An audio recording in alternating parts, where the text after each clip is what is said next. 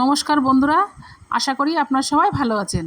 আজকে আমি আপনাদের বানিয়ে দেখাবো পটল চিংড়ি।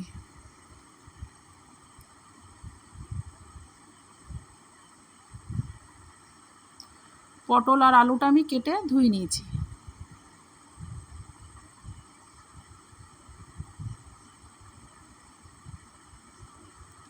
পেস্ট করার জন্য রসুন,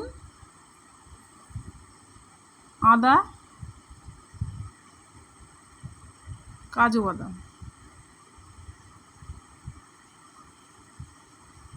এটা আমি পেস্ট করে নেব। পেস্ট করা আমার হয়ে গেছে।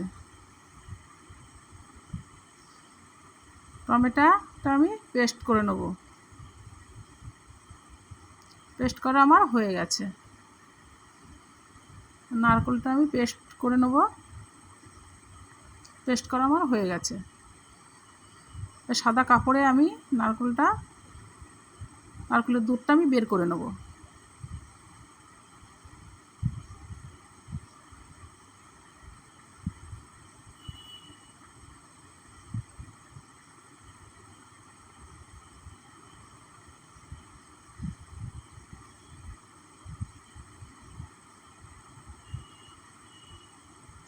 চিংড়ি মাছগুলো আমি পরিষ্কার করে ধুয়ে নিয়েছি।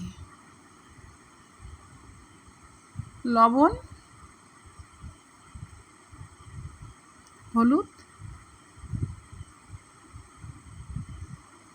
দিয়ে আমি ভালো করে মাছগুলো মেখে নেব।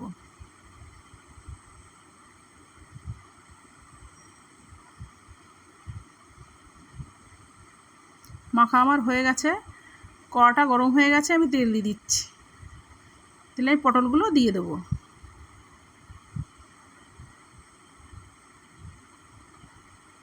হলুদ,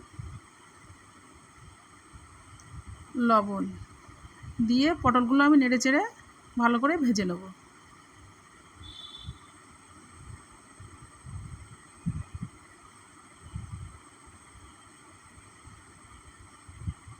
পটলগুলো আমার ভাজা হয়ে গেছে, আমি তুলে নিচ্ছি।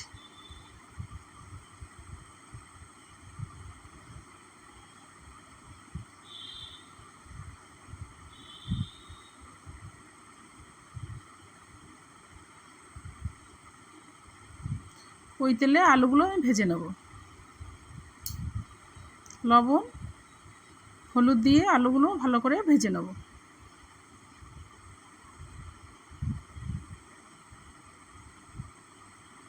আলুগুলো আমার ভাজা হয়ে গেছে, আমি তুলে নিচ্ছি।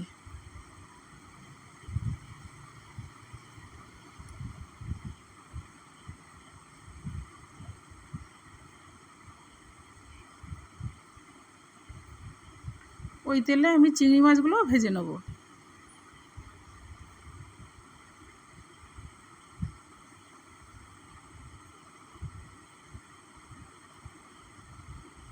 চিংড়ি মাছগুলো আমার ভাজা হয়ে গেছে, আমি তুলে নিচ্ছি।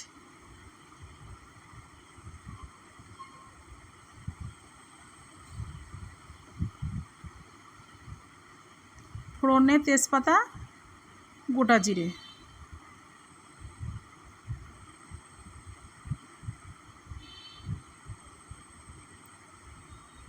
এর আমি পেঁয়াজগুলো দিয়ে দেবো।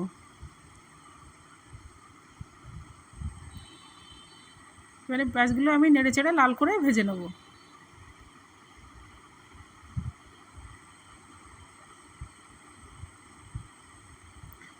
এবার আমি কাজু, আদা রসুনের পেস্টটা আমি দিয়ে দেবো।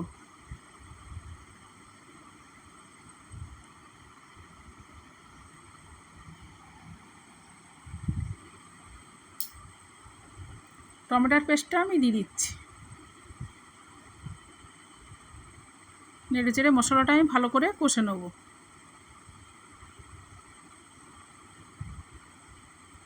এক চামচ ধনের গুঁড়ো, এক চামচ জিরের গুঁড়ো, এক চামচ লঙ্কার গুঁড়ো, এক চামচ লবণ, এক চামচ হলুদ, এক চামচ চিনি দিয়ে মশলাটা আমি ভালো করে কষে নেব।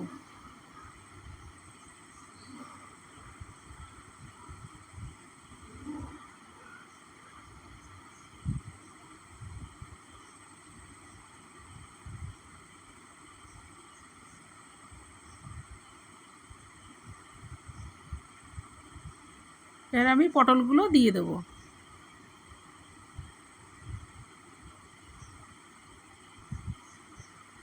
আলুগুলোও দিয়ে দেবো। নেড়ে চেড়ে আমি ভালো করে কষে নেব।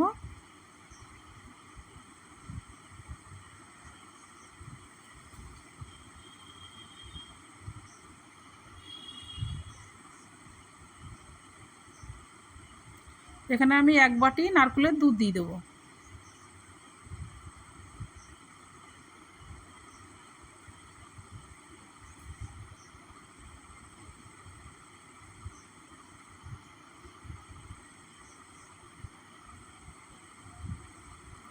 এখানে আমি 1 বাটি জল দিয়ে দেবো।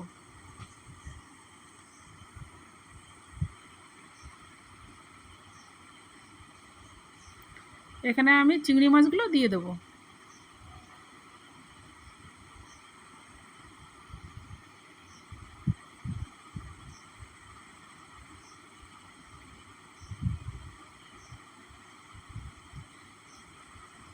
ওপর দিয়ে আমি গরম মশলা দিয়ে দেবো।